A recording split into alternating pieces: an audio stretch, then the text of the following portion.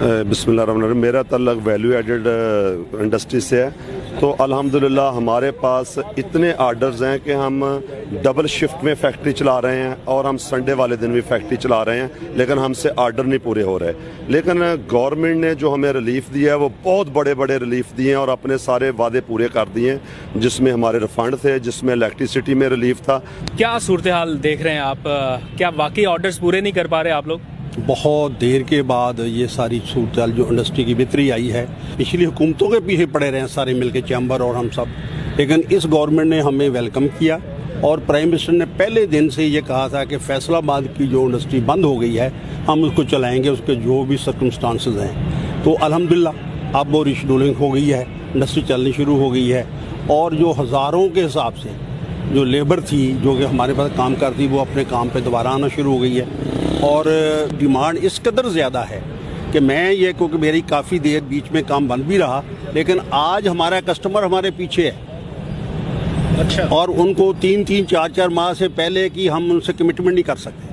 आल Pakistan textile mills association के साबिक ओहदेदार ने बातचीत करते हुए बताया कि साबिक दौरे हुकूमत में इंडस्ट्री के हालात खराब हुए तो मुशीर खजाना इसहाक डार से मुलाकात करने इस्लामाबाद आए। इसहाक डार ने कहा, जो बात करनी है सिर्फ 3 मिनट में कह दें, मेरे पास ज्यादा वक्त नहीं। In 2000 it's about 14 इसहाक डार साहब, क्राइसिस एनर्जी का इंडस्ट्री के बहुत बुरे हालात, हम टाइम पे टाइम, चिट्ठी पे चिट्ठी, फ़ोन पे फ़ोन, रिसोर्सेज पे रिसोर्सेज के मिनिस्टर साहब से मुलाकात हो जाए। तो इसहाक डार साहब से मुलाकात हुई तो उन्होंने कहा कि जी आपके पास आपके मसला सुनने के लिए मेरे पास सिर्फ 3 मिनट है। तो दैट डे वी डिसाइडेड कि हमारे मसले इन्होंने हल नहीं करने। ये थी सीरियसनेस उस हुकूमत की, बल्कि मैं उन्हें प्राइम मिनिस्टर ही गर्दानता हूँ क्योंकि बेसिकली तो वही हुकूमत को रन कर रहे थे। जो 2 दर्जन से ज़्यादा डिपार्टमेंट्स उनके पास होते थे, वो बेसिक फाइनेंस मिनिस्टर थे। तो ये वो कंसर्न था जो इंडस्ट्रियलिस्ट के साथ उनका उस वक्त का था। और आप किस हैसियत में मिले थे? मैं उस वक्त जी प्रोसेसिंग इंडस्ट्री का चेयरमैन था, मुल्क की तमाम प्रोसेसिंग इंडस्ट्री को रिप्रेजेंट कर रहा था।